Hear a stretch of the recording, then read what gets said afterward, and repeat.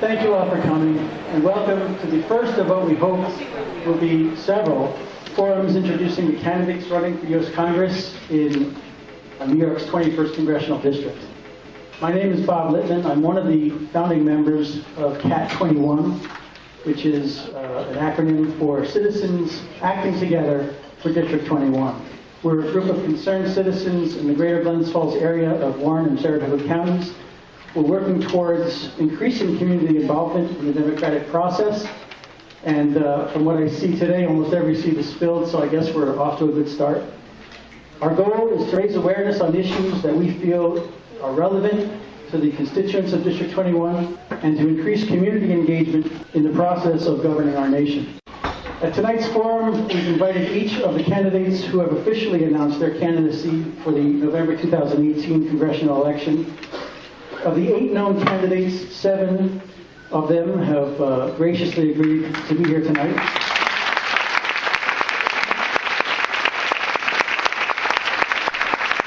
Thank you. With us tonight we have Don Boyajian, running on the Democratic ticket, or hoping to run on the Democratic ticket. Teacher Cobb, also hoping to run on the Democratic ticket. Russell Finley, hoping to run for the Republican nomination. Hold your applause, please. Emily Mars is here, also. Thank you, that made me feel a lot better. Emily Mars, also running for the Democratic ticket. Patrick Nelson, and Katie Wilson, also running on the Democratic ticket. Hoping to. And Ron. I'm sorry. Oh, yeah, okay. And Ron Kim, also running on the Democratic ticket. Thank you.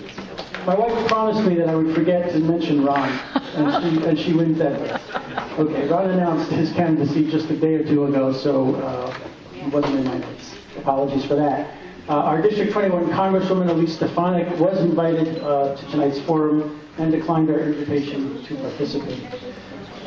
The forum tonight will be to ask a series of 3 questions of each of the candidates, giving them each an opportunity to introduce themselves, introduce their political platforms, their experience, their values, and to help you, the voting public of District 21, better understand and become involved in the issues and direction of our nation.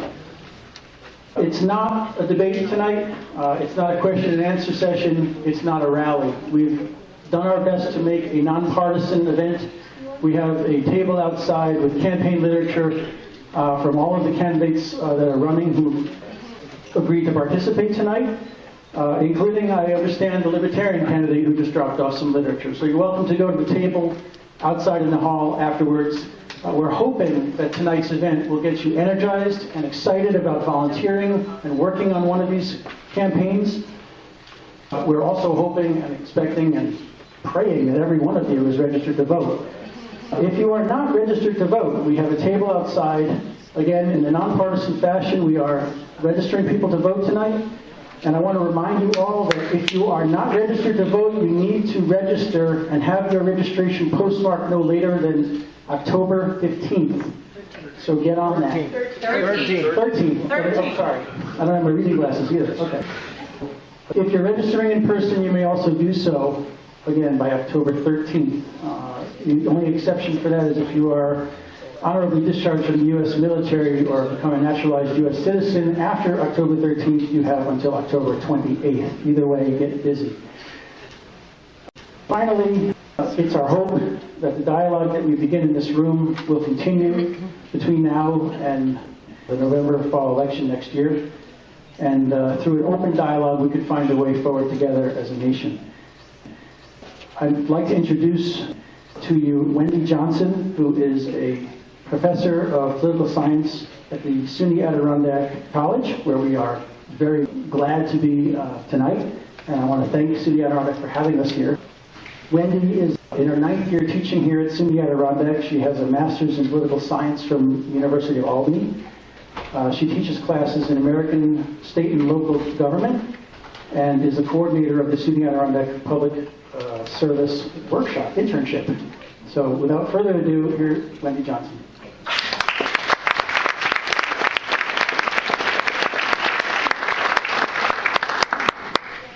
Welcome. Before I go into the logistics of the night, I'd actually like to introduce Dr. Christine Duffy, President of SUNY Adirondack.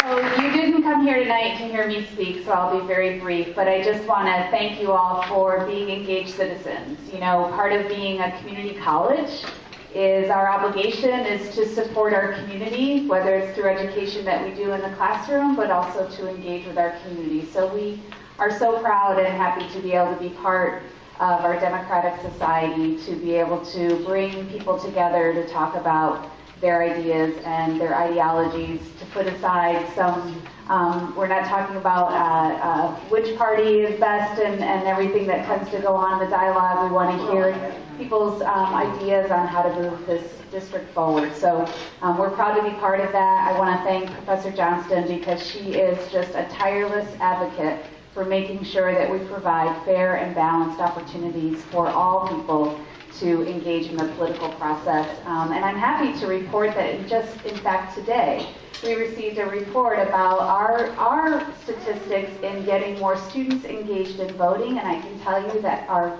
percentage has gone up, so we're very proud of that.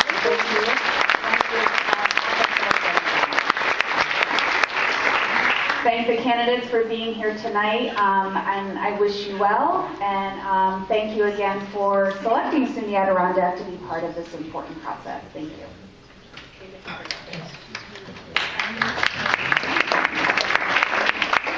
I want to test out my mic. Can you hear me? Yes. Yes? Too loud? Yes.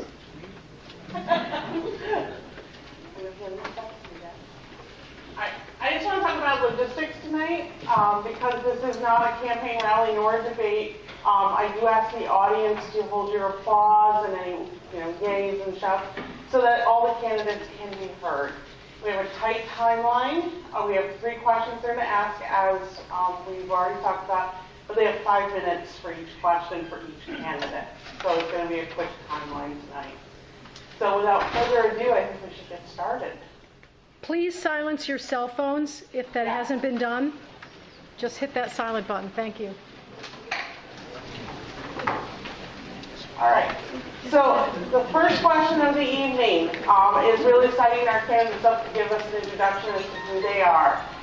So the question is, please introduce yourself, your connection to District 21, and describe the experience that you believe makes you the best congressional candidate for District 21. And through a random draw, our first person to actually answer the question is going to be Emily.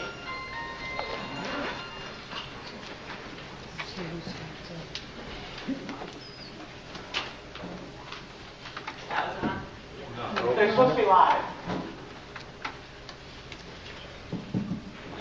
No.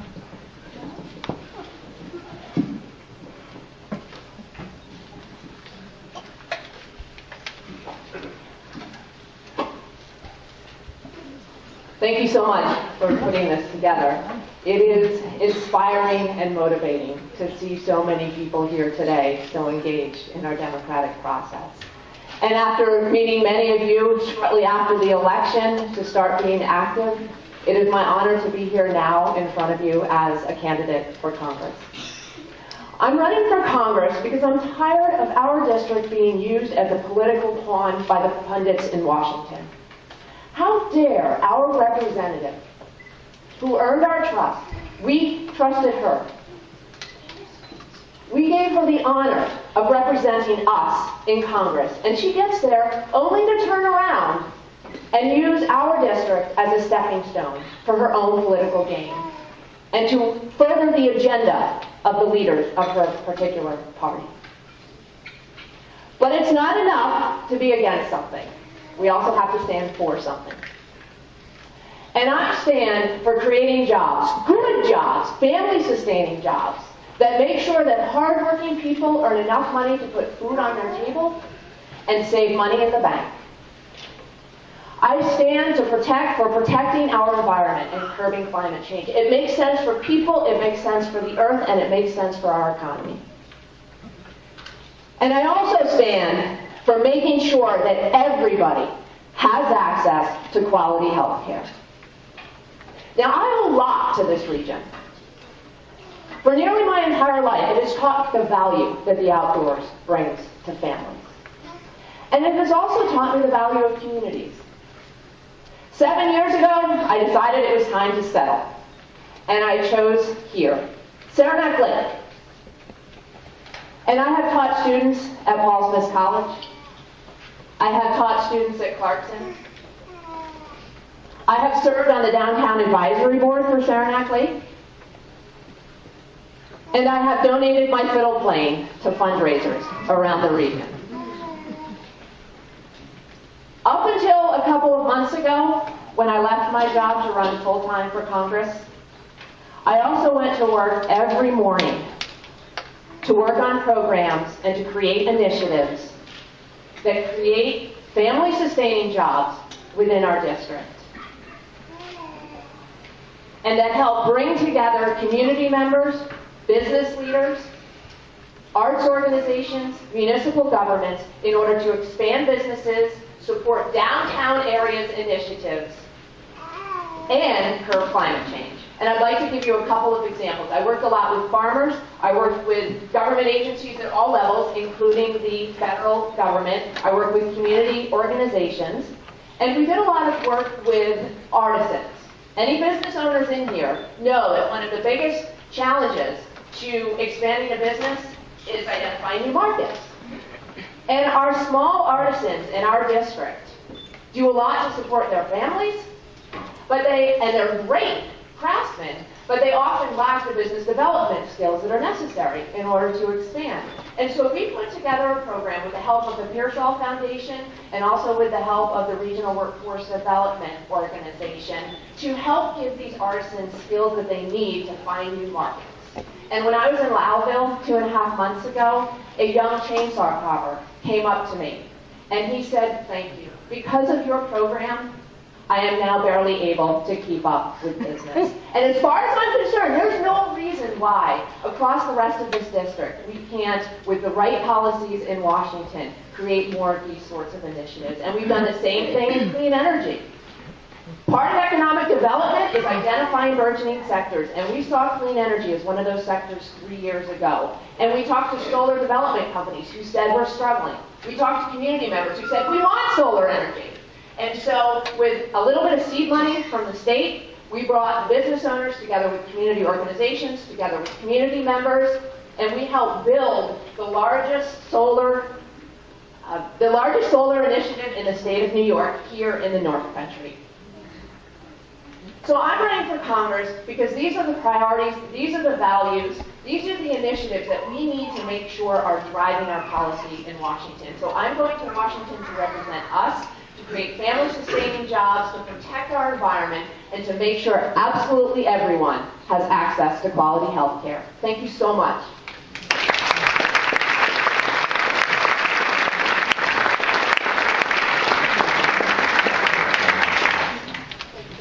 So next to address the same question is Patrick Nelson.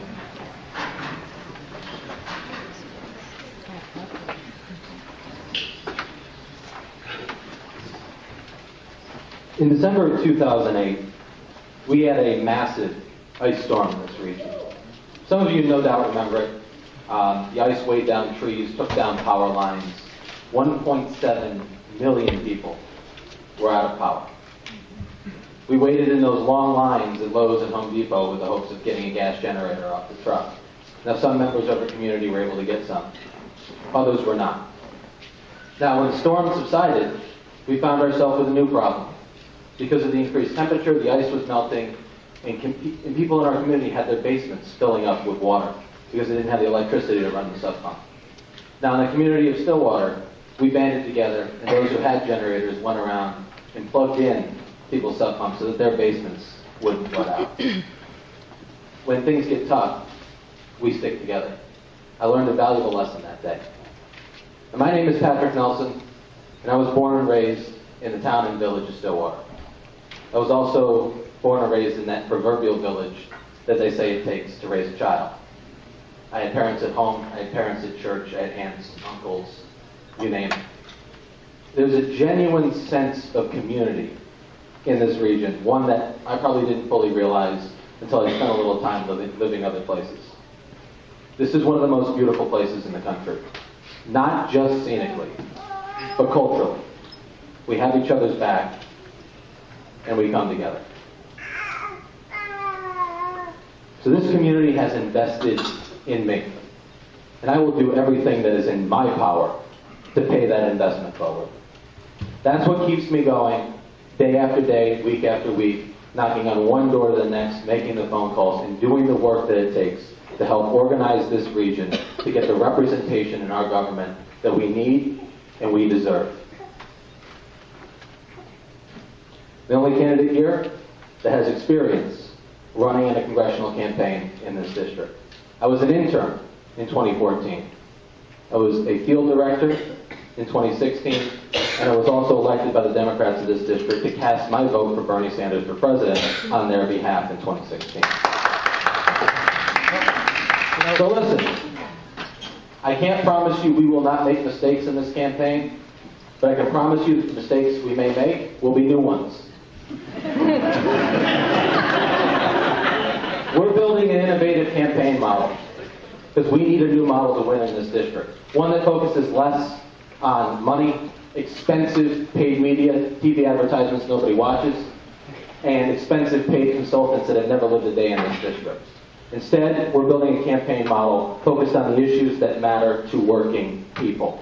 Healthcare, our economy, our environment, and perhaps what's most important, standing up to a rigged political and economic system that provides a massive transfer of wealth from working people in this country to the top 1% that already have enough and want for nothing in this life.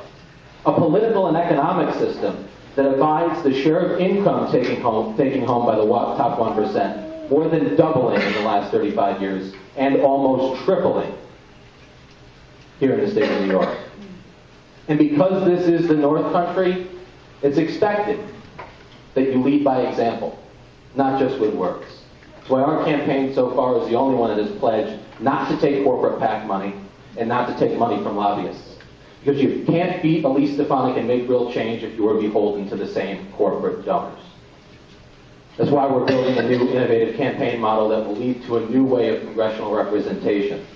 Elise Stefanik might think it's okay to make the decision about tens of thousands of people's health care in this district behind closed doors with no input from the community.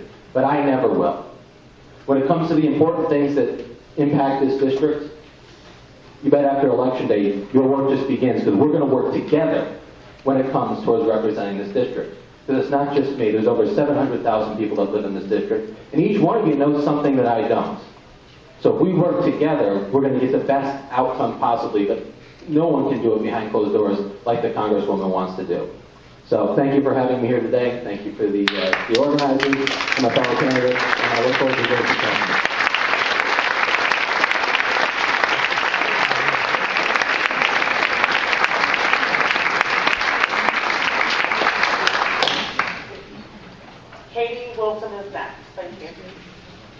Thank you all so much for having me. It's an honor to be here, and to see the level of engagement and excitement here in the district is what gives me hope for the future of New York 21 and for the country at large.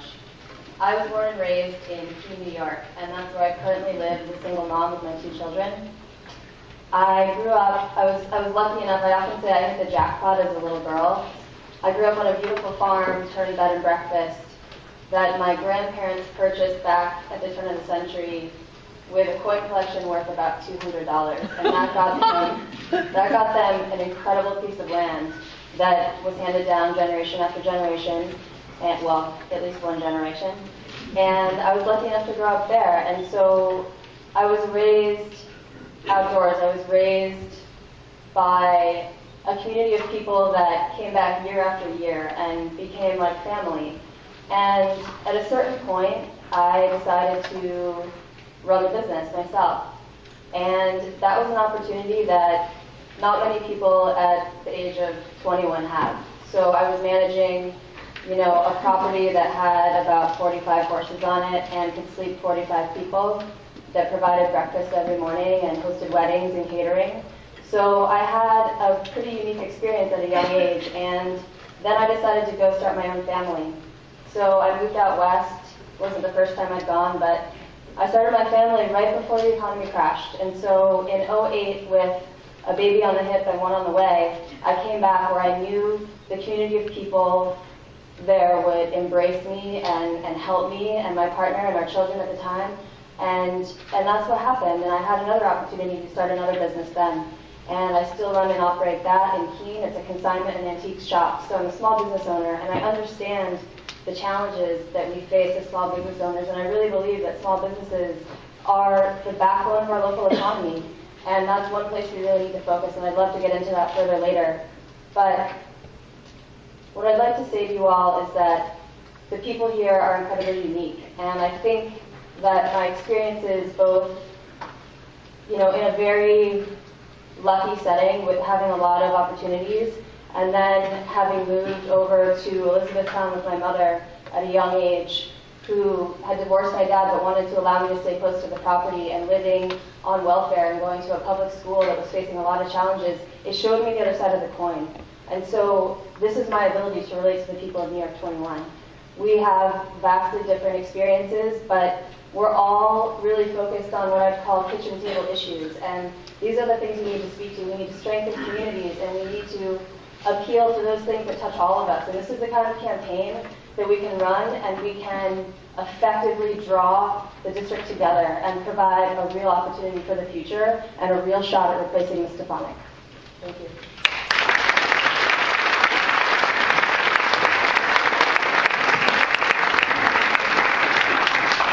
Thank you, Katie. And Don Boyasin is our next candidate.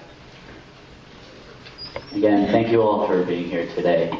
Like everybody's saying, the turnout is unbelievable. And I think it's a great sign for things to come for 2018, but we have to focus on 2017 first, and I'm just really encouraged. Every day, every event I go to, more and more people. It's a really wonderful thing.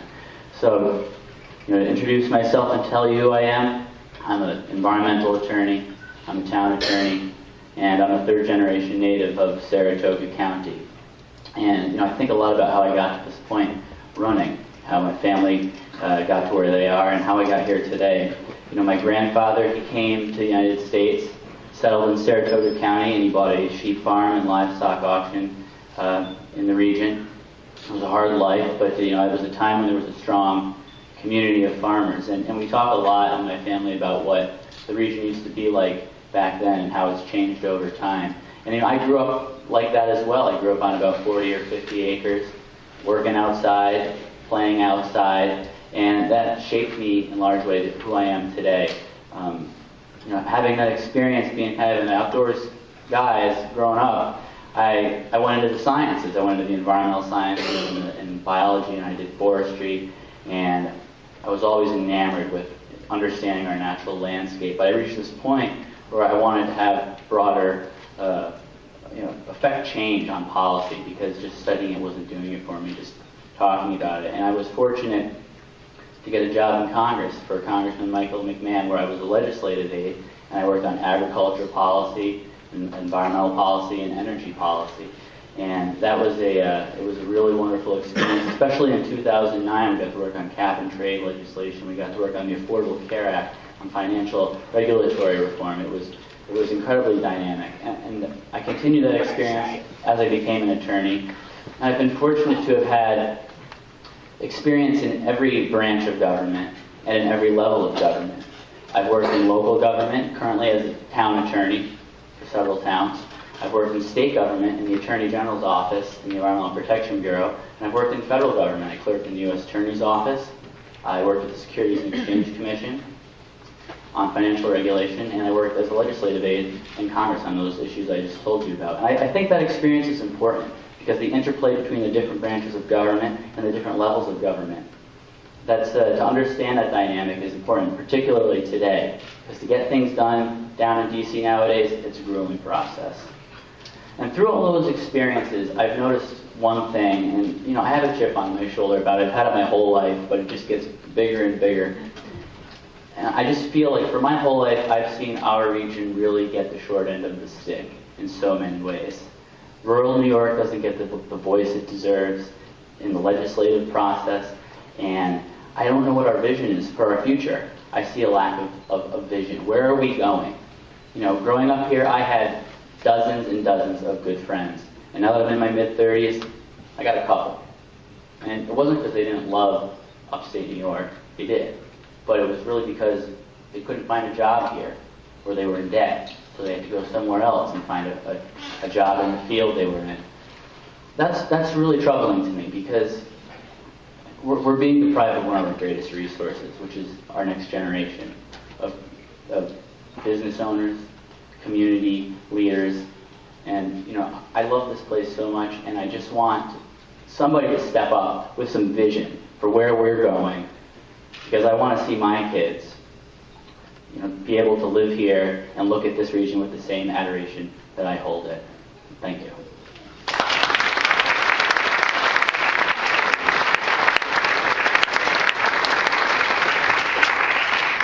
Okay, thank you.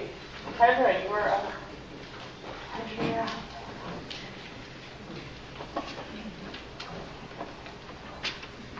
Thank you for the opportunity to be here tonight. And thank you, everybody else, for the opportunity to sit next to you tonight. I'm Tedra Cobb. I live in St. Lawrence County. I'm running for Congress because this is my home. I have lived in St. Lawrence County for 30 years. I went to college there, and I stayed. I chose to raise my children there. I chose to serve the community, doing HIV and AIDS education for many years.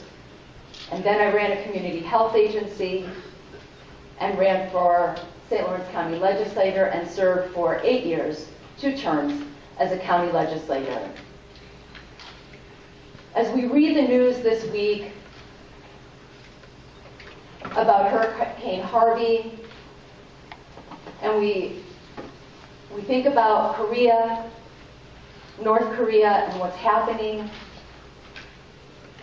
and we're talking about what's happening with neo-Nazis in the United States, I think all of us feel that it is time to stand up for our values here and in Congress. That's why I'm running. To take the experience that I have in terms of problem solving and collaboration with others that are not only Democrats, are Republicans and independents, our farmers, our business owners, our social service and human service workers, my experience as a healthcare worker. That's why I decided to run. I want to give you one story and then I'll pass it on. When I was doing healthcare work, I was running an agency for people who were uninsured. And we paid for people to have different kinds of healthcare, preventative care. And we were paying for colonoscopies. Nobody wants a colonoscopy. I just turned 50. I don't want a colonoscopy. But we were paying for colonoscopies. And I want to tell you that one of the doctors called me after that colonoscopy and said, I just want you to know that the person that we just did that free screening for, who was uninsured, had 15 polyps. I see you sign. That is a death sentence. That is the reason why I'm running and using my experience in healthcare. Everyone deserves portable and affordable healthcare. No one deserves to die of diabetes, colorectal cancer, cervical cancer, or other preventable diseases that we know with treatment can be cured. So that's a little bit of an introduction for me. I want you to know that it's an honor to be here. I want you to know that the values that I bring of problem solving and principles of shared communication and finding solutions together, that those are what I will bring to Congress. Those are what I did bring as a legislator, and I'm excited to move forward with this campaign and to listen to you and to understand the things that are on your minds. Thank you.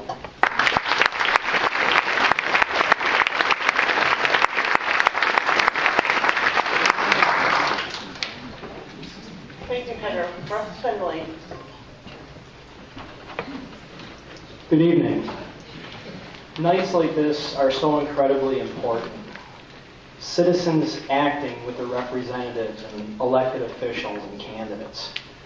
But one of the problems that we experience right now is this. No offense against any of the other people running, but we put our politicians on a pedestal. We stand them up there where they can talk down to us instead of us talking up to them, which is what a representative is supposed to be. As a matter of fact, one of our founders, John Adams, said, "I fear the day that we become a two-party system, answering only to the party leaders." Now, people, pundits, news agencies would lead you to believe that we here tonight are enemies. We're not. We're all good people out trying to represent other good people. And while I am probably diametrically opposed to a lot of the people on the dais here, the fact is we're not enemies. None of us are enemies. If you think about dinner with family or friends, 7, 10 people sitting around. Nobody likes the same food. Nobody likes the same drink. Nobody likes the same athletic team. Yet we all are friends and family, and we get along, and we work together, and we live together as a community, as a family. Now, a little bit about me. 30 years ago, 30 pounds ago, and a full head of hair, I was an athlete. I was a member of the U.S. bobsled team for 7 years. I hold 2 world records and 2 national titles. And you might ask me, what does this have to do with politics? Well, my first foray into politics was sitting in a room with 30 guys all running to be the IOC representative. All 30 of them spoke a different language. Most of them were drunk, which is quite similar to our government today.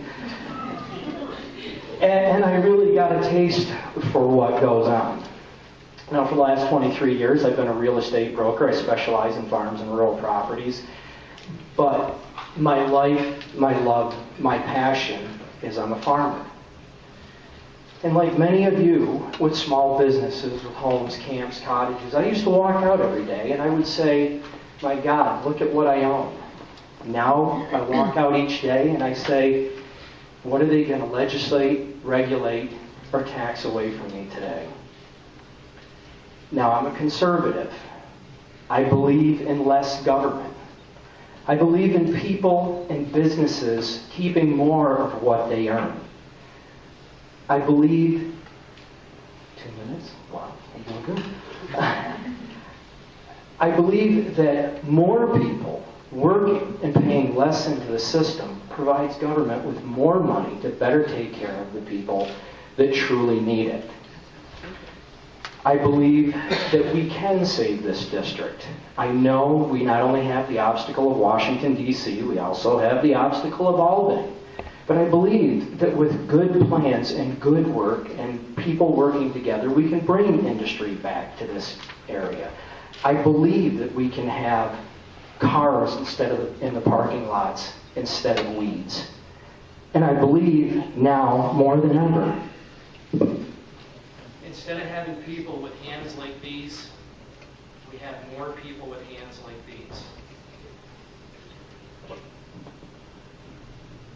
The reason why this night is so important is because you, the voters, have the opportunity to break the government cycle of a government with a 9% approval rating successfully scoring 95% re-election. That's what's wrong with the system, and that's what we're all here to fix. Thank you.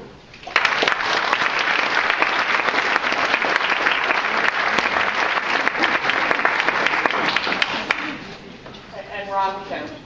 Thank you. I guess it's appropriate. I'm the last in, the last in. It's tough to follow this. This is all great. I'll do my best. 1965, I moved here with my parents. And my father was an immigrant from Korea. He had fought in the war. He had taken care of, he was in one of those MASH units. He was a surgeon. He wanted to start his life here. He was a surgeon, both at the Glens Falls Hospital and also in the old Corinth Hospital. Some of you old-timers might remember Corinth had a hospital in that day and age. He took care of people. That was his life. I can remember him coming home days where he was a little quiet, and it was because one of his patients wasn't doing so well. And it was more than just a way to make a living. It was a way for him to give back. And so 40 years later, he's retired. He has Alzheimer's. He needs round-the-clock care now. He lived a good life. He knows his grandchildren, so he has some blessings. But when the health care issue came up, and Elise Stefanik voted for a bill that her own boss said was mean, that was a betrayal to my parents, to my father. You can plan, we all can plan for these things that can happen to us, but it's not going to be perfect. And we need each other. And when she decided not to talk to her constituents about her vote, not to even defend it, she disqualified herself from being our congressperson. So I'm here tonight because I have to be. My father can't speak out, but I'll try to do that. So what principles am I going to run on? I think, it's important to understand what motivates a person. The principles that I'm going to run on that I'll focus my campaign, and if I'm lucky enough to be your congressperson, they'll be the ones that I abide by. Freedom to live. That's the health care bill, folks. If you don't have health care, you are not free. And our Constitution says that we are guaranteed certain freedoms. So this is a basic fundamental right we're talking about. The second is freedom to work for a decent, livable wage. Right now, let's connect Wall Street with what's happening on Main Street. Right now, what's happening on Wall Street is record profits. And yet, there are fights to increase the minimum wage to $15 an hour. $15 an hour! Why? There's something wrong with that. Freedom to learn. If you can't learn, if we don't have an adequate education, well, we don't have a future. And part of that is also figuring out how to make it affordable. We are seeing, in my office, one of the things I do is work with consumers and students. I am seeing student after student with hundreds of thousands of dollars of debts. Grandparents who guarantee the student loans. This hurts all of us, folks, because someday you're going to want to sell your house to some of those people that are coming out of school and they can't afford it because they have $100,000 worth of student loan debt. We have to have freedom to learn. We've got to fix that system. Finally, we need freedom to dream. We need to be able to dream and look to our future. When my father came here, he thought, and I think he probably was right, that he didn't have a future in his country. He made a future here. And we can't stop that. We can't just turn that off. It's simply wrong. So I'm happy to be here. I thank you for your attention. And those are the principles that will guide my campaign. Thank you.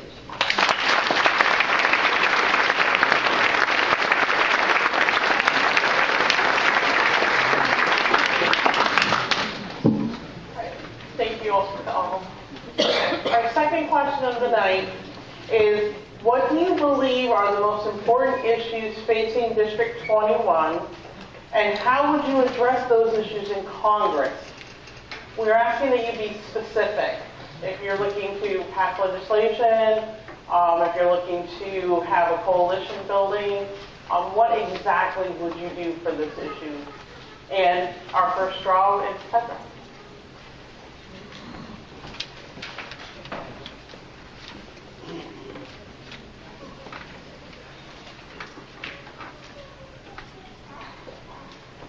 I think the biggest issue facing us in District 21 is that we're divided and we're not working together.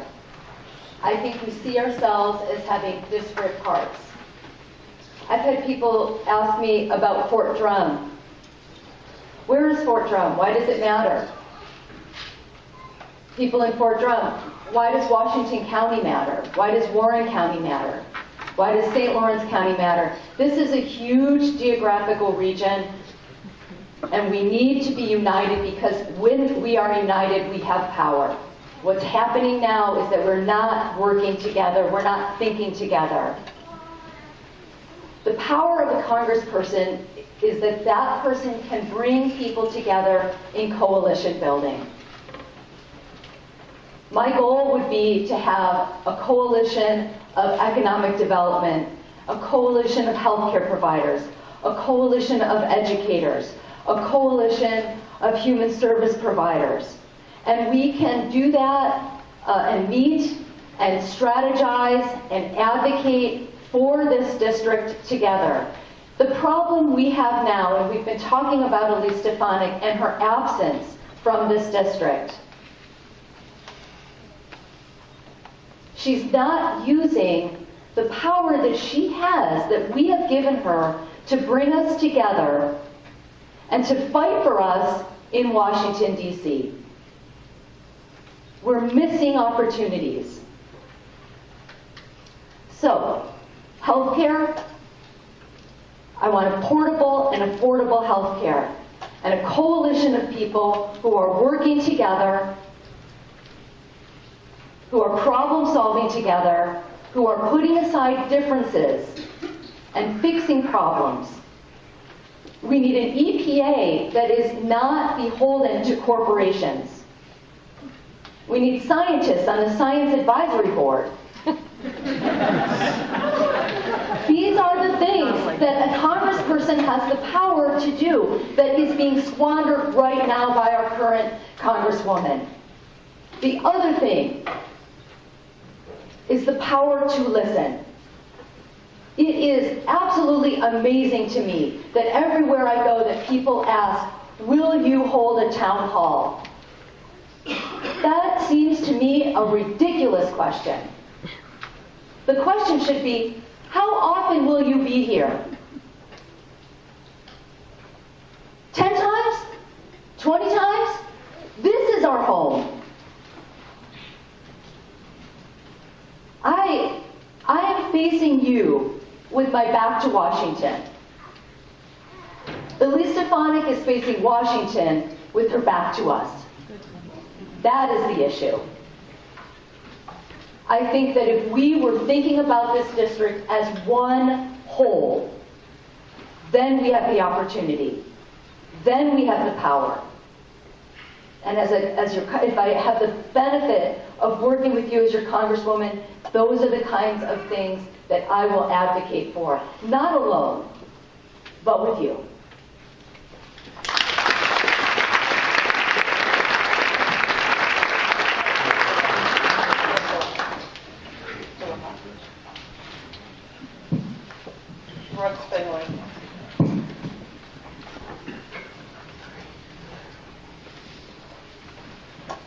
Well, the one thing that I can assure you is I will spend a lot of time in the district because I'm a farmer, and the more I'm around politicians, the more I truly love my cows. The fact is, and I respect everybody here, and everybody's got to have lofty goals. You've got to swing for the fence. That's the only way we're going to fix this. The main job of a representative is to work for the people of the district.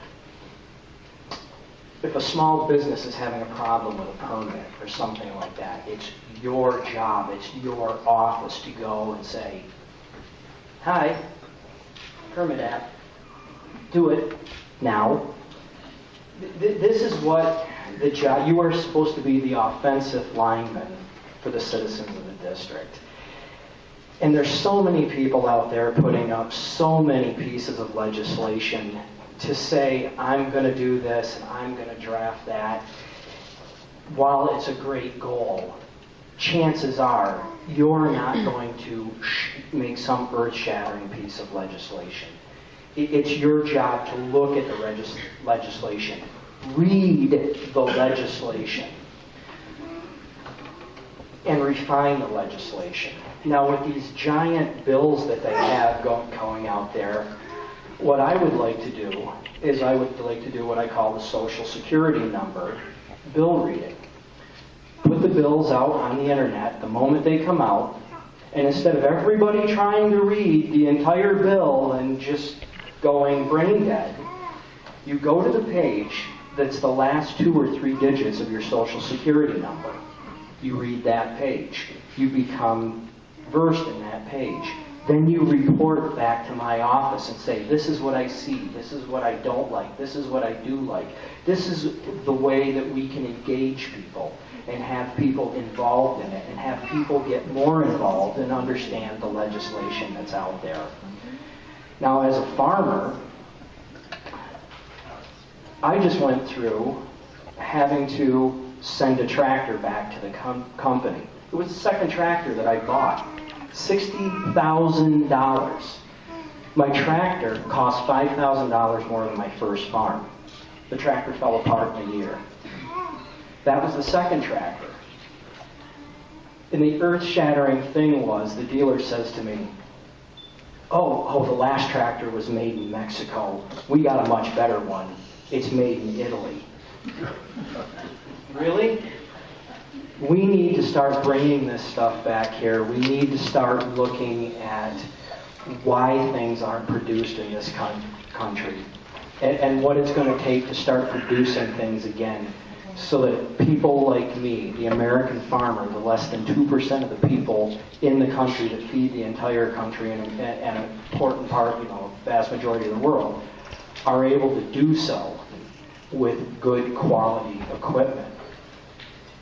These are all things that need to be done, but engaging the public, being part of the district, being here, talking to everybody, no monikers, no pretense. Everybody has a voice. Everybody has something to say. Everybody should be able to have some input into some bill.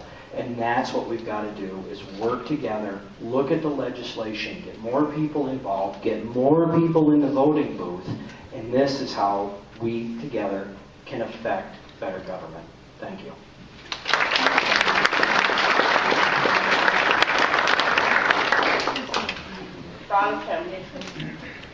So I've already talked about health care, and obviously that's something that I'll support if I'm elected to Congress. There's discussions about public option or Medicare for all. When I was on the city council as Commissioner of Public Safety in Saratoga Springs in 2008, there was an initiative to go to each of the local councils and debate this issue. It actually came up for a vote. I did vote for actually health care for all. Because here's one of the things that's not often discussed, is from my perspective as essentially the leader of a department of about 150 public safety agents, we would have saved a heck of a lot of money to the local taxpayers. Why? Because those people who were on the current health care system would have been shifted off. For employers, this is a huge cost, which as local taxpayers you're paying. So it does shift it, and it does lessen the burden. We saw that, and that's one of the reasons that way back when, before a lot of people were even talking about this, I supported it. Second initiative that I would advocate is, most of you have bought a house in your life, correct?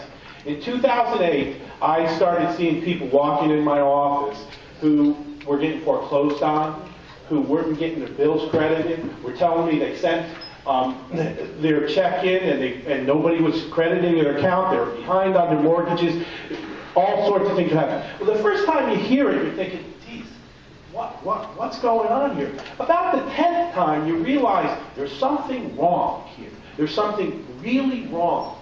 And as I got into this issue, which even today I still deal with clients who in effect can't get their mortgage right. It's been passed around. Most of you probably have seen that. It's Bank of America. The next day it's another. The accounts aren't passed along correctly. Well, believe it or not, we've got a law that's supposed to fix this. It's called the Truth in Lending Act. But here's the problem with the Truth in Lending Act. So then I get clients saying, well, can't we sue? Can't we do something? This is wrong. They're taking my house. I made these payments. Well, here's the problem with Truth in Lending Act. Remember when you signed all those papers the day that you closed down the... Well, you had 3 days to decide that there was a violation of the Truth in Lending Act. That's not a Truth in Lending Act that keeps banks responsible. Here's my question. If you got to pay your mortgage for 30 years, why isn't there a law that makes sure that the big banks have to tell you the truth for 30 years?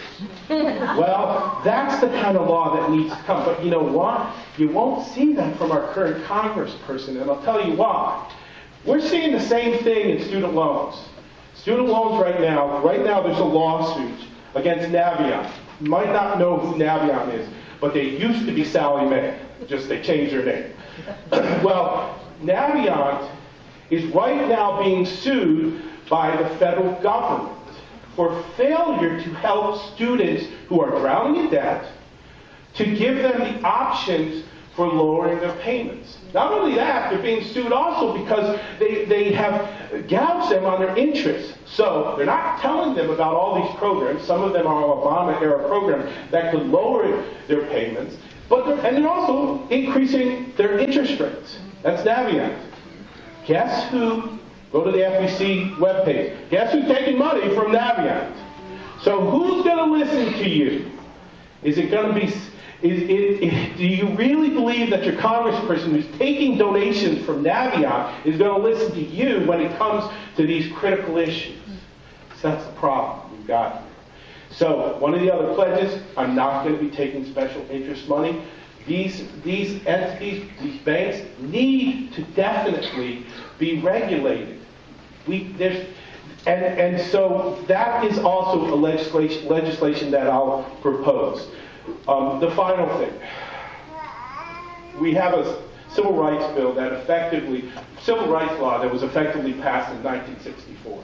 There have been modifications to it on the edges, but there is a whole host of people that are not protected except by the interpretations of the EEOC and the Supreme Court. Well, you know where the Supreme Court's going with the last appointment.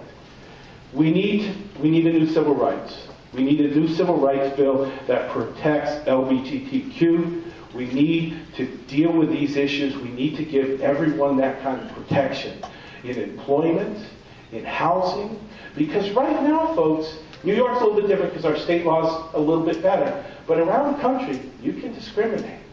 And that surprises people, that America's like that. But unfortunately, our laws aren't as good as they should be. Thank you.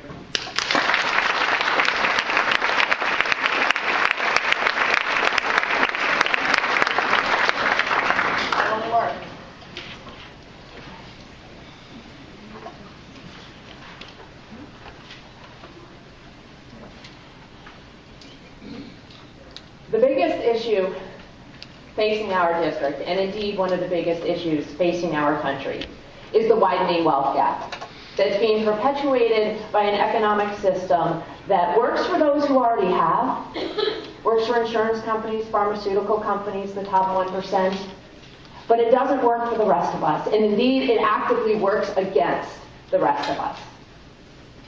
Now this is the biggest issue I see facing our district for economic reasons, but I also see it as the biggest issue for social reasons.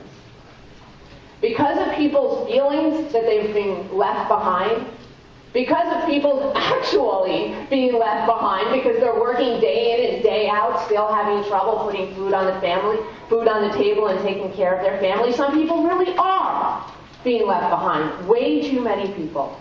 And that has prompted people to make voting choices that are contrary to their values. I have sat down with many people who voted for our President of the United States, and not one of them shares his values of white supremacy, bullying, bigotry, and anti-Semitism. So what are we going to do? We need to get more people elected to office who are willing to support progressive tax policies. We need people elected to office who are going to focus their economic development policies on sectors that are actually creating jobs and improving our environment, rather than those that are harming it. And we need to get people elected to Congress who believe that absolutely everybody needs to have access to quality health care. As for the energy sector, our current representative believes that we have to strike a balance between economic development and protecting our environment. While the truth is there are more jobs being created in the clean energy sector right now than in that oil and that coal industry. So the choice is whether we improve our economy and save our environment, or whether we harm our environment and kill jobs. I've helped create, some of you are familiar with the Clean Energy Communities Initiatives and the One-Stop Shop initiatives throughout the district, and I helped create those, and we need to have more initiatives in Congress that will support programs like this, that save tax dollars money and save heating costs. These are some things that I would propose. Let us make sure that there are market incentives for reducing carbon emissions.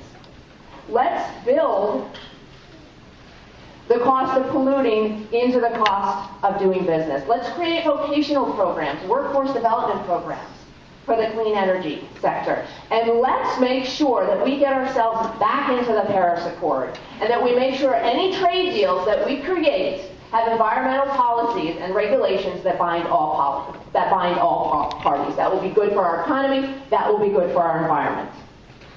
And as for health care,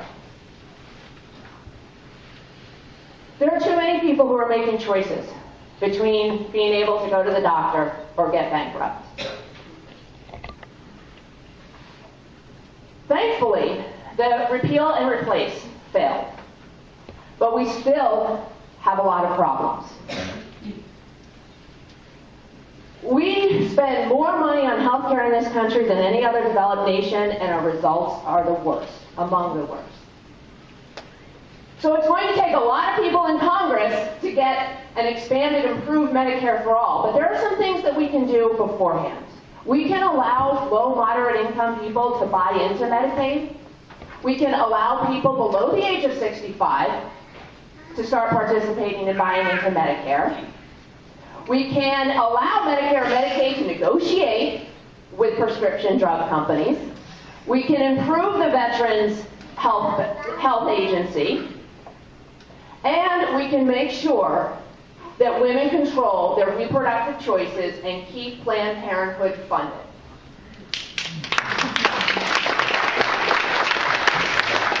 So going back to this economic system that is working against a lot of us, harming our economy and our society, we need to get people elected to office who are willing to support progressive tax legislation, who are willing to put our environment first, and who are making sure everybody has access to health care. Thank you.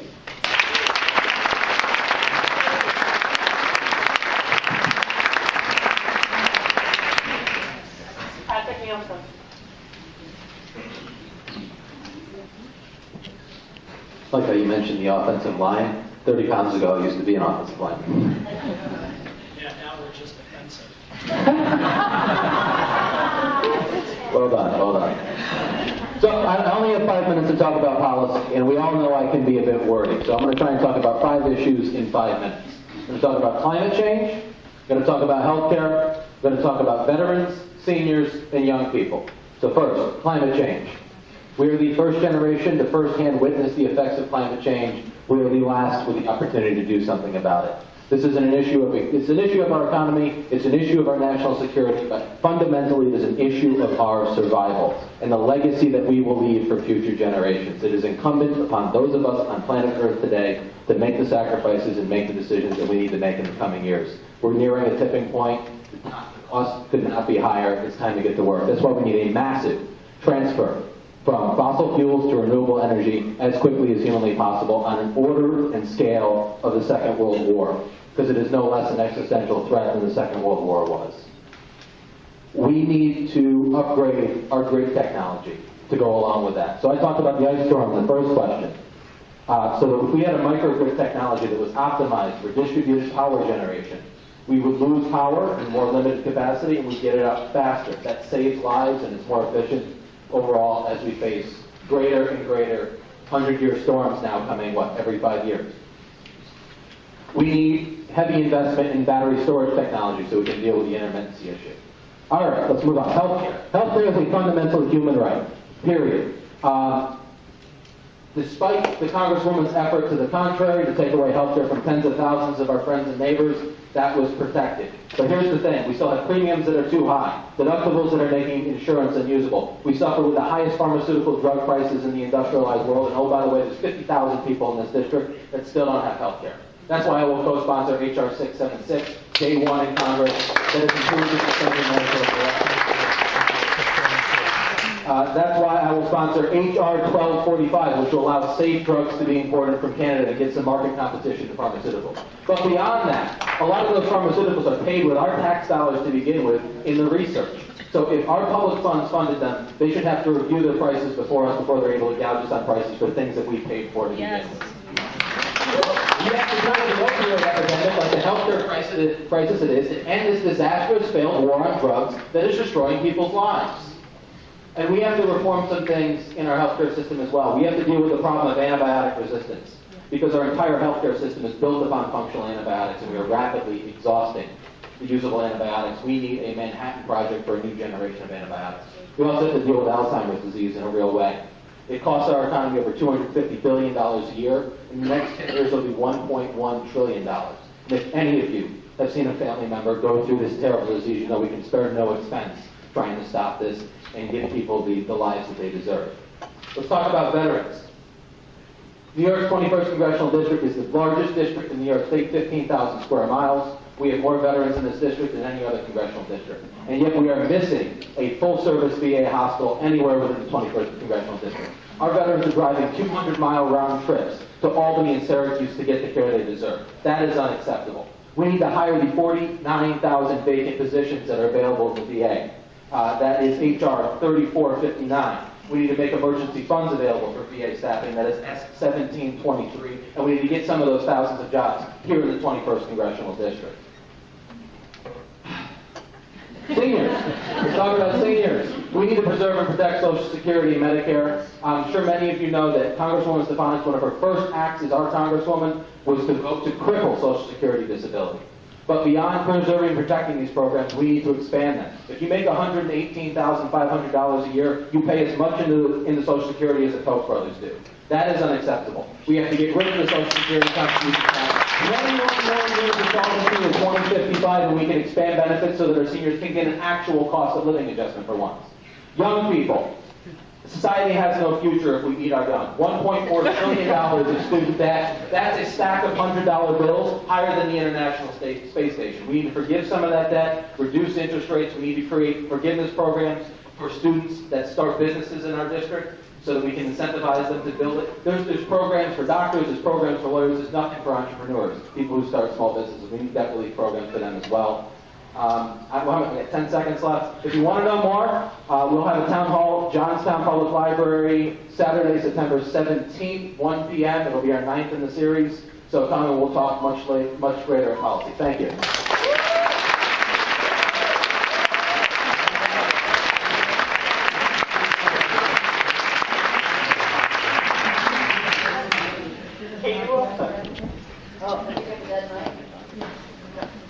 Yeah, that is a bad note.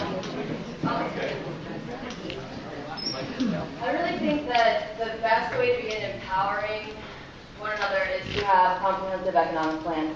And the number one issue, in my opinion, is broadband. We need to take a page out of the history books and look at what we did with the telephone company back in 1938 and make it a public utility and put a small tax on the bill and use that in a pot to start extending access and broadband infrastructure into the parts of the country and the parts of our district that don't have it and that we can't afford to, reach. So with small businesses really being what I described as the backbone of our economy, we need to make sure we have access to micro-lending. That's something that empowers entrepreneurs. It empowers people to get what they need without getting it over their head. I also believe that we need to we need to find and create a graduated tax that takes into account size and scale of business so that small businesses are not being held to the same standards as large corporations. We also need to make sure that we take that burden of healthcare off of small business owners, because that's another way that we're just going to lift them up and create more opportunity. I do believe in a single payer system, but I do think that we need to get there incrementally. We need to look at something that works and take Medicare and start expanding that so that we can work towards a Medicare for all system. But I think that needs to be done gradually. I think we do that by slowly dropping the age on the federal level. And in the meantime, we need to fight that fight state by state. New York can be a leader, we can step up, but we need to also think about, people don't like big change all at once. So what we can do is create a system where there is actual bipartisan support. We can give everyone access to primary care as a start. And we can, while doing that, invest in rural healthcare centers, because we know that that is another economic engine of the North Country and the rest of the country as well. And if we empower those healthcare systems, we're also empowering each other, and we can find a way to make sure we all have access. There's an opportunity there for the insurance companies to not put up too big of a fight, because they can still profit off of care above and beyond primary. However, we work towards eradicating that by showing the public that it works. So another part of my approach to healthcare would be education. We need to educate young people on how to keep themselves healthy, how to care for themselves. We need to make sure that they're having access to healthy foods in school. We have great initiatives here in the North Country, the farm to school programs. We need to extend that to all institutions. Let's look at hospitals, let's look at prisons as well, and open up those markets for farmers to have more of a reach and have another market to profit off of. I think everything really starts with our youth, and that's where we need to make an investment. I'd say that segues well into education. We need to make sure that we are also paying attention to non-traditional students. We have some great programs out there. Cuomo has introduced a wonderful program. We'll see how that goes. But we can't let adult learners and part-time students fall through the cracks. We need to make sure they also have access to education. We can be innovative, we can be creative, and we can make sure that everyone has an opportunity to work towards a better future. Thank you.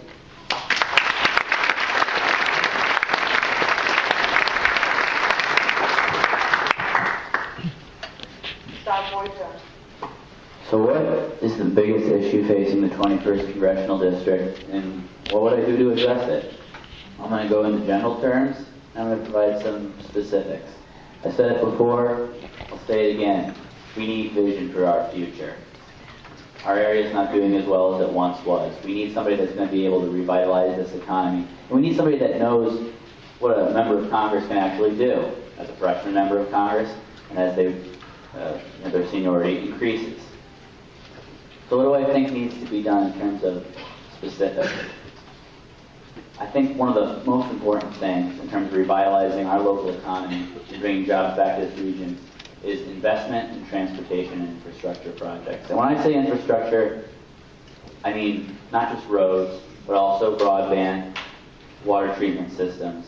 And why do I think this is a good idea? Well, first, it's something that a freshman member of Congress can actually pursue. When I worked as a legislative aide, my boss, Michael McMahon, he sat on the Committee on Transportation and Infrastructure, brought a lot of good back to the district. You need to have an understanding about what you can actually get done, because Quite frankly, I'm sick of pie-in-the-sky promises. I want to see things get done. I think investment in infrastructure projects is something that you can actually get done. But it also helps be a job-creating mechanism in multiple stages. First, you create jobs through the work done right on those projects. Now, those aren't jobs that last forever necessarily, but they're jobs.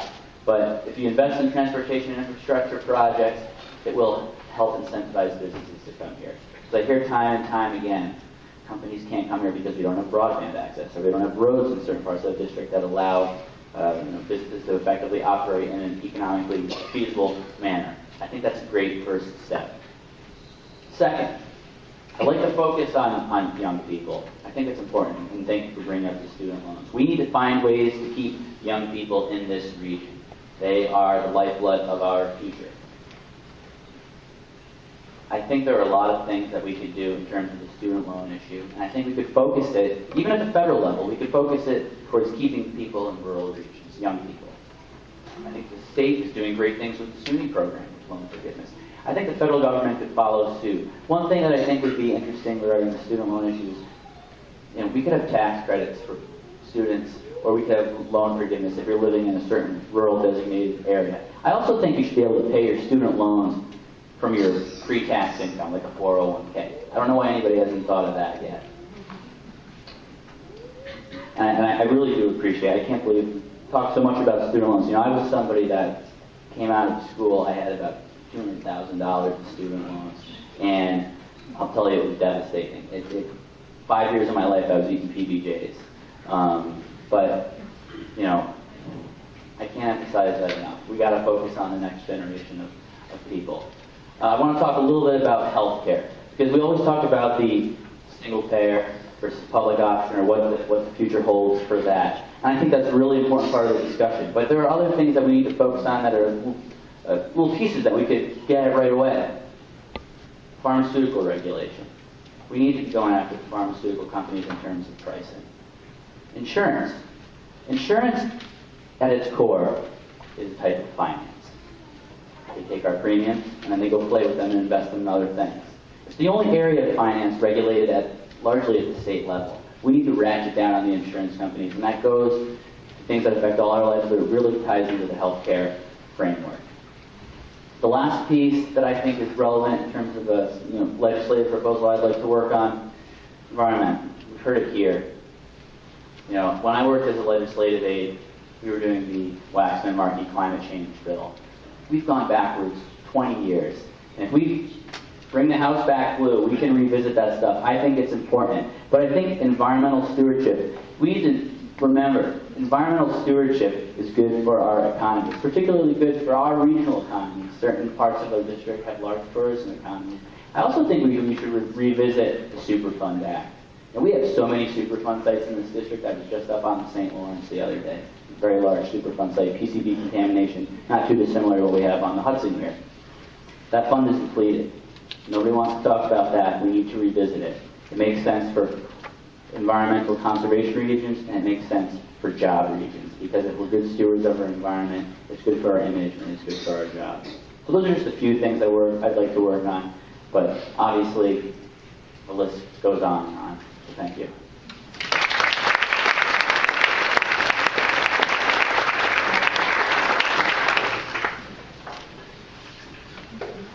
All right. We're on to our last question. So first, I'd like to thank the candidates for being so diligent and taking the time. I appreciate that very much. Our last question is, how would you describe the people and the values of District 21? And how does your campaign platform champion these values and connect with the voters in District 21? And our first candidate will be Rustin.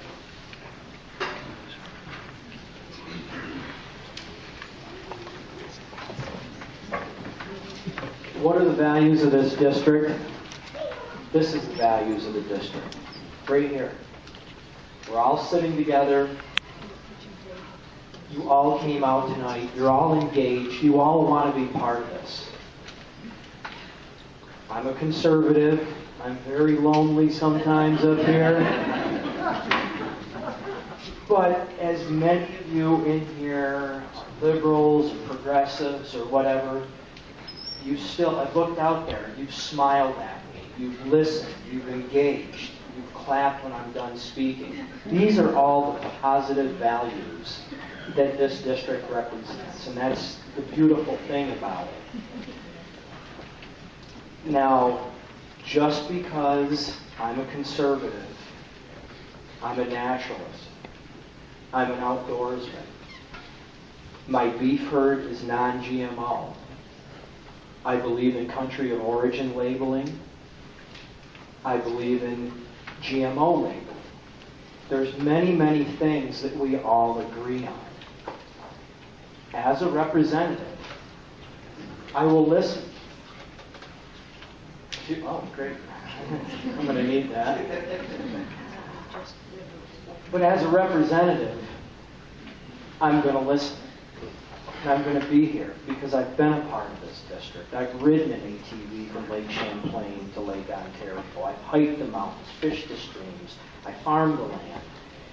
And listening and engaging, but being honest about it. You and I had this conversation earlier.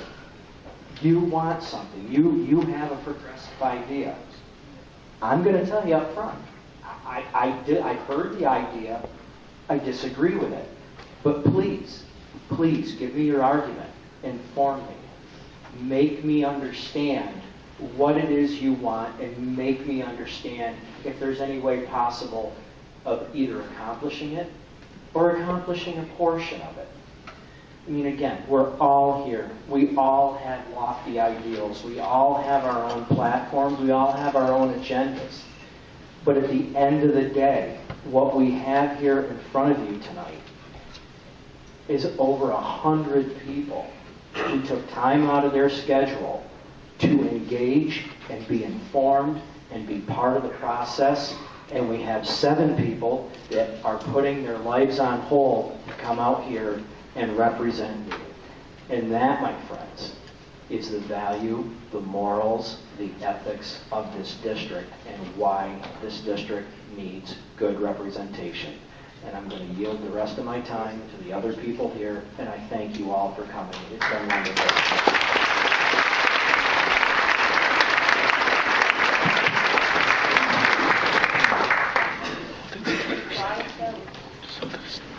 Thank you. I'm going to start with something very depressing. In a week, I'm going to my 40th high school reunion. Class of 1977. And in the run-up to this sort of event we're having, they formed a Facebook group, and everyone was, for about a year, going back and forth talking about all sorts of stuff. And obviously, we were a class of about 300. Everyone's scattered to many different areas. I think somebody's coming from Scandinavia. Some of us stayed here.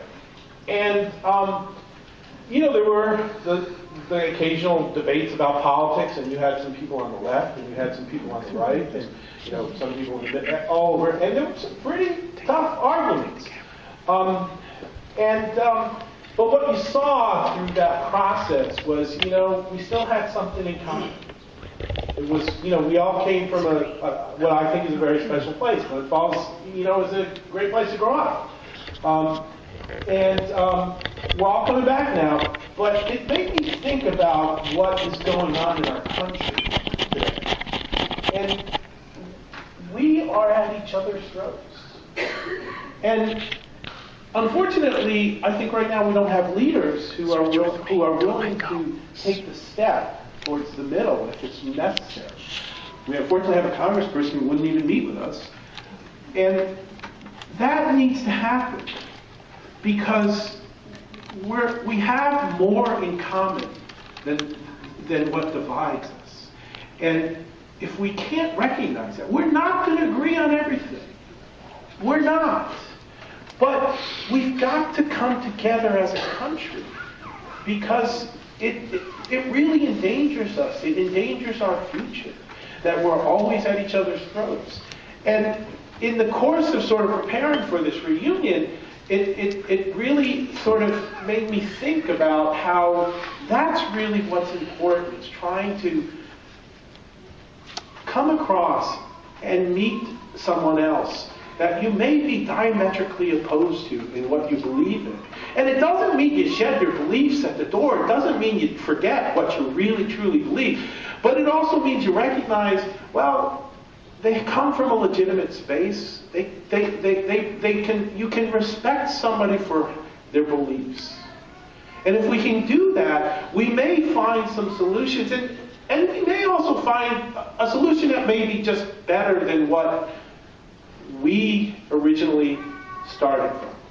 And I think that, that's something that we have to start doing. And I think leadership has to do that. And here's the other thing, folks. This is a congressional seat that is going to require crossings over to the other side. Working with people that you don't always agree with. And I've had that experience, and I believe that I'm qualified to do that. And I recognize also, and as they say, the first step in fixing something is recognizing the problem. I recognize that that's something that has to be done. And again, it doesn't mean you compromise your principles. It doesn't mean you stop being a progressive. But it does mean that you recognize that we're all Americans, we're all in this together, and we all have to figure it out together. Thank you for coming. It's been really energizing. I've learned a lot from these people. Isn't it incredible? Thank you.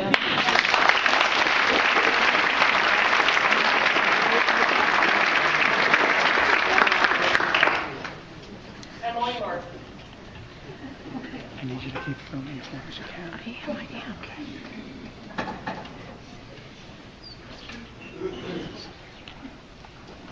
She's the walker. Here in the North Country, we are hardworking individuals who are as generous as we can be.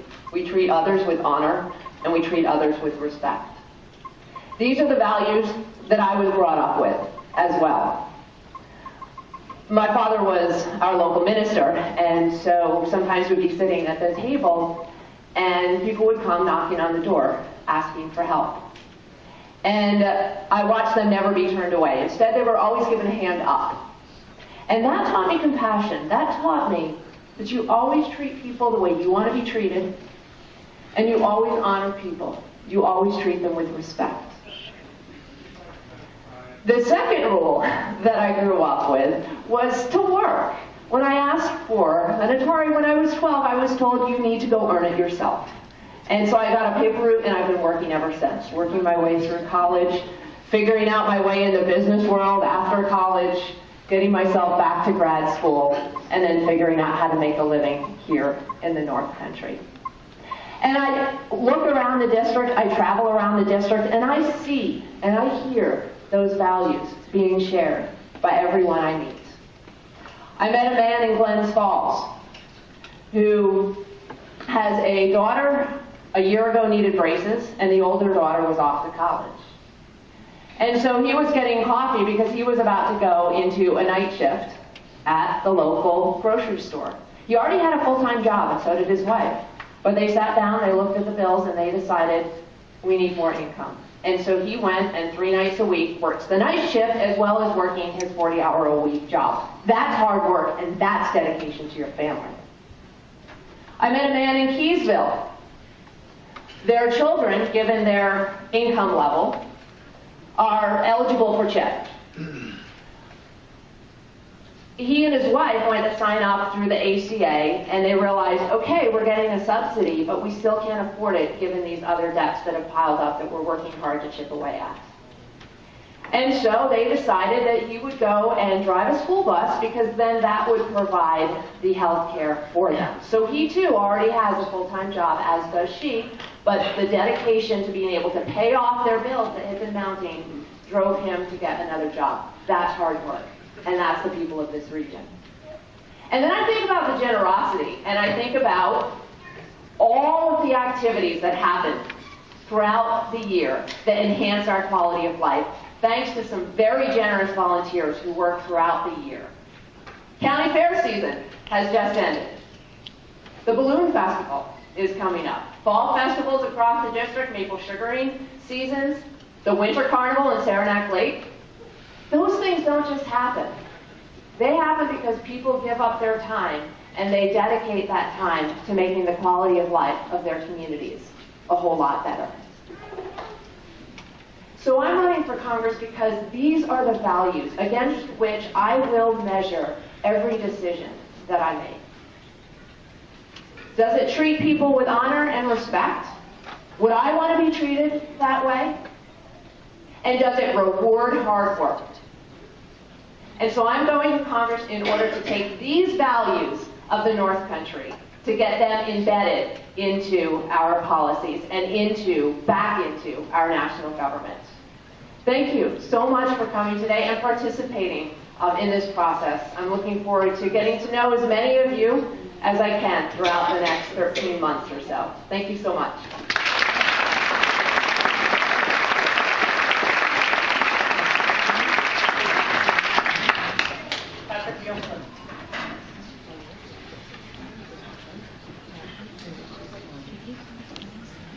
So here we like to work hard, we like to solve our own problems, and sometimes we get really creative. I'm reminded of a time, probably 10, 12 years ago, I was helping my uncle and my cousins out on a landscaping job.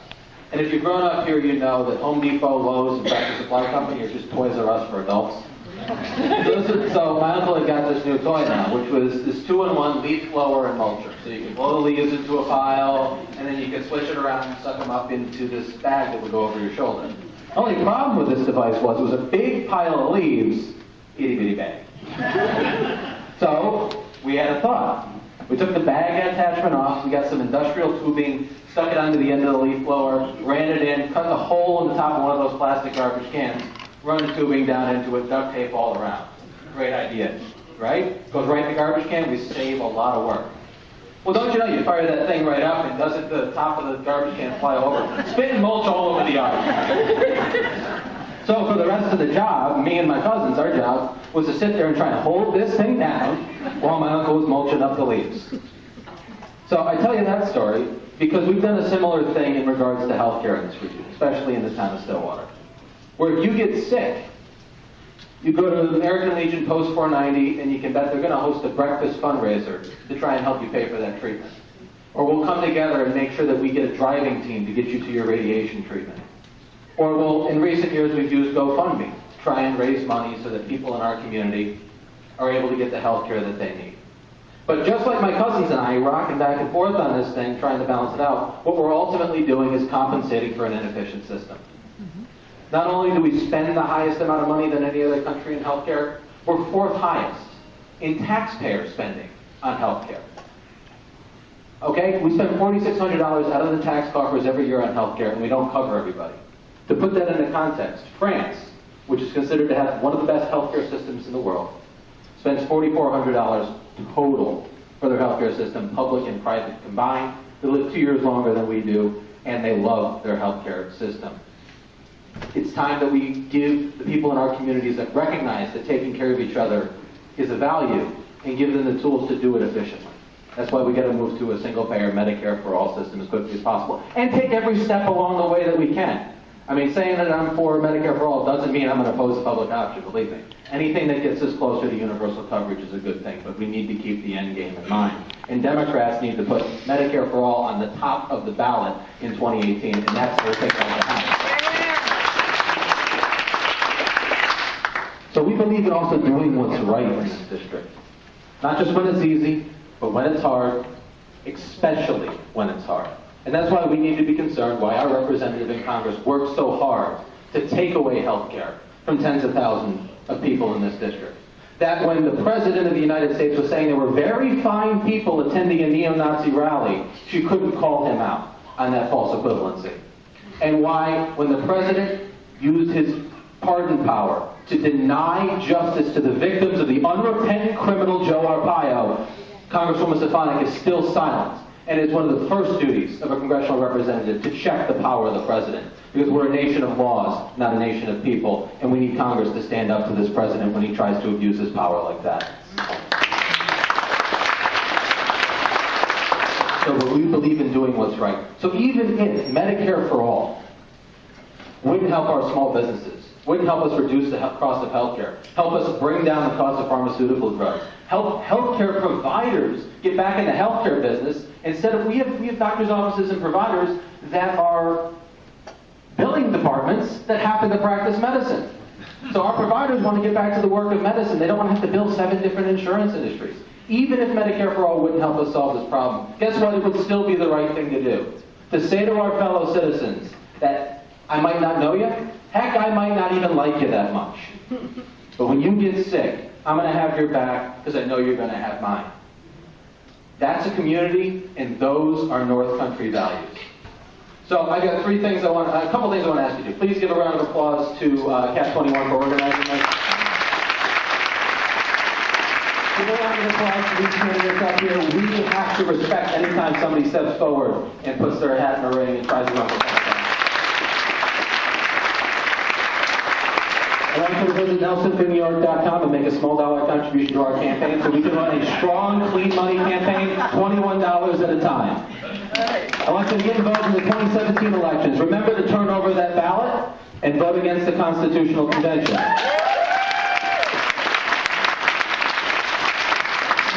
I'm not going over, but this is important. Tomorrow is the last day to submit public comment to the EPA about the Superfund in the Hudson River.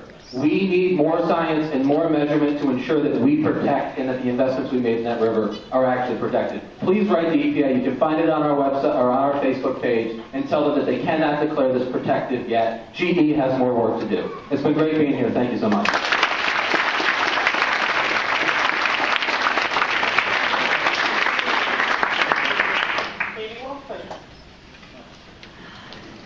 I think the people of the North Country just want a fair shake, and I think they wanted to give it to them straight. So we need to focus on these issues. You know, there are a whole host of issues out there, and we're playing right into Bannon's hands when we stick to social justice issues at the expense of forgetting all of the people that for so long have felt unseen and not listened to, and therefore voted for Trump. We know this district went Obama twice before it went Trump. And so what we need to do is make sure that we're speaking to all voters. We need to focus on the issues that matter in our daily lives. I mean, I'm one of those people who, for the last 10 years, has been raising 2 children and working 3 jobs and worried about how the heck I'm going to pay my fuel bill each winter. Like, these are real tangible things, and they're not more important than global warming. They're not more important than making sure that everyone in the world is fed. They're not more important than ending the war in Afghanistan, but they are what's facing us every single day. And if we forget to speak to these issues, we are forgetting those people, and we are creating an environment where we have another Trump presidency ahead of us. So I think we really need to take a good hard look at,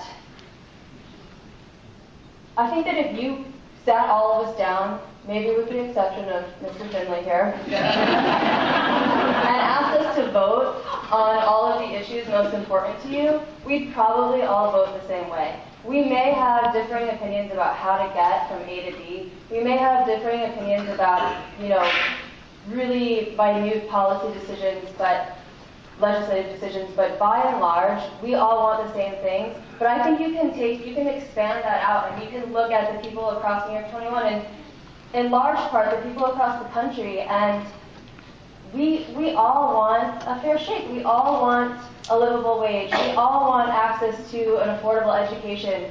We all want to live out the end of our lives with dignity. You know, I have a father who was a veteran. He's 83 years old, and he has to get on a bus and be bused down to Albany to go see a doctor. And right now, despite that, he has so much gratitude because we were able to find him a place to live out his, well, at least for a little while, live out a good part of the end of his life at Will Rogers and Saranac Lake. But what happens when he has to transfer and transition from an unassisted living home to an assisted living home? You know, do I take him in? Do I take on a third person to care for? You know, we need to make sure that we're not forgetting anyone. And I think that right now, what we need to focus on is putting someone in office, is putting a candidate forth, quite frankly, that can go toe-to-toe with Stefanik so that we end up with someone in office who can be an actual advocate for the North Country, and you can work towards all of those larger issues in Congress to change the future of America. So thank you for having me.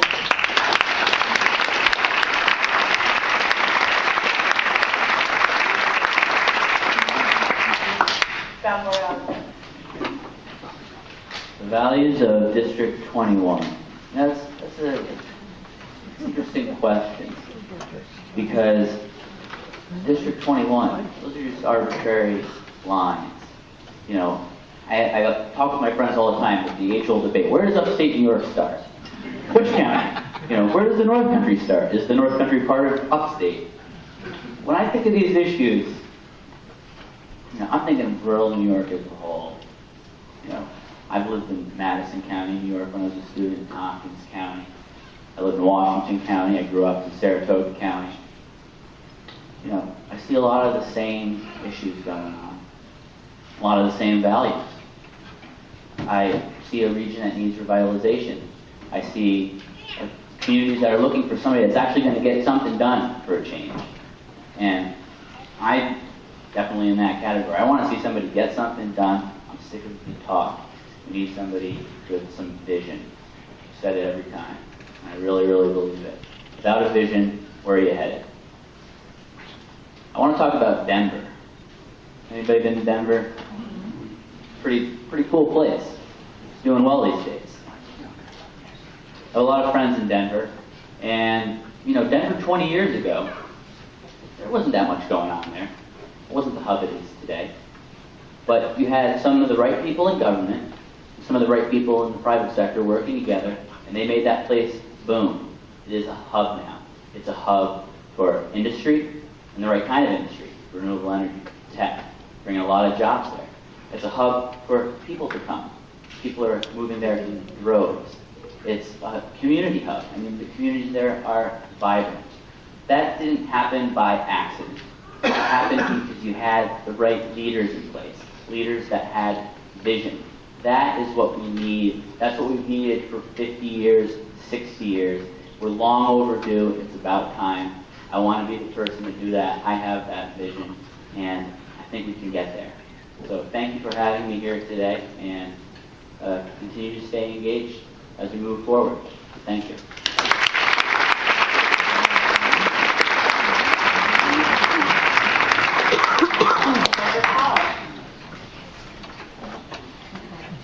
I'd like to say thank you. The word I would describe for this region is resilient. I think that we are resilient. I want to say a couple things. First and foremost, I think we're also respectful. And I want you to know that whoever wins, Russ, you're running against Elise Stefanik, so you guys get to figure out how you treat each other, but I want you to know, and everyone else here, that I will be respectful in this race. That is one thing that I think that we have in common here. I do not think that Elise Stefanik is a bad person, but she votes the wrong way, and she votes against us. And that's, I think, why we are all here.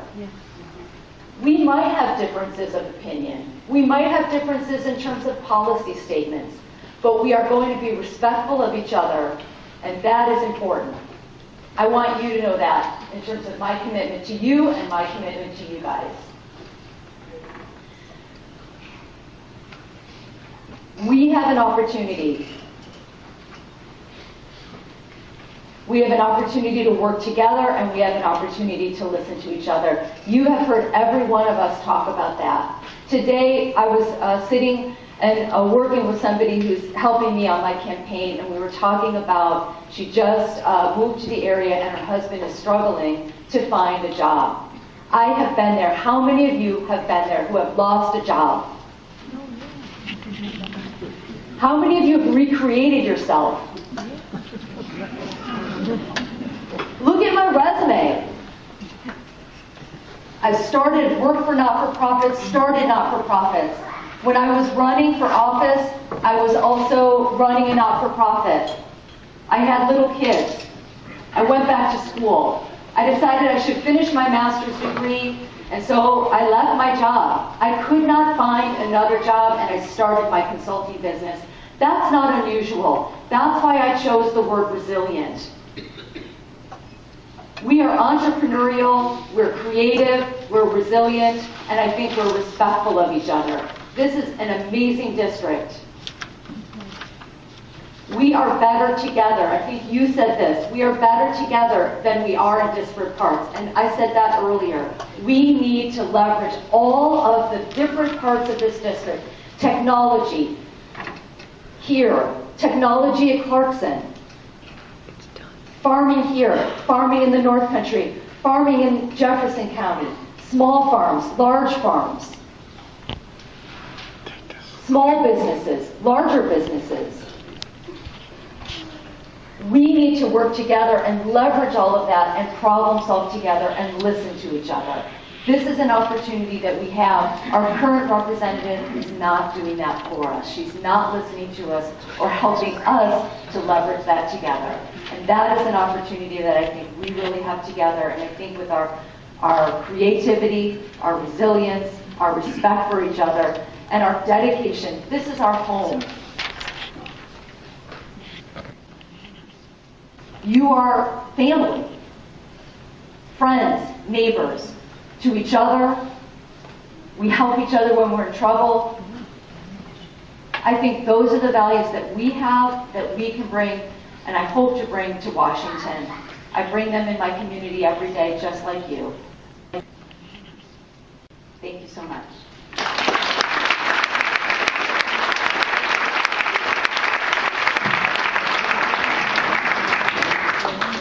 I'd like to thank our candidates for their time, their voice, their energy.